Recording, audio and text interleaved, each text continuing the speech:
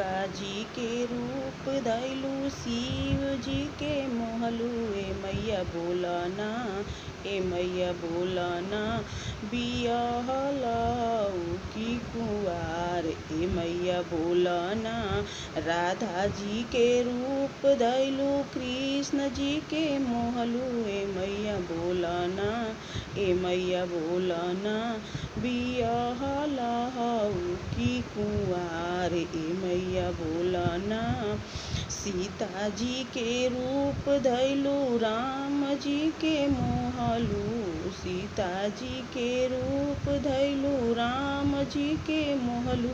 ए मैया बोलाना, ए मैया बोलाना, बियाहलऊ की कुंवार। ए मैया बोलाना, बियाहलऊ की कुंवार।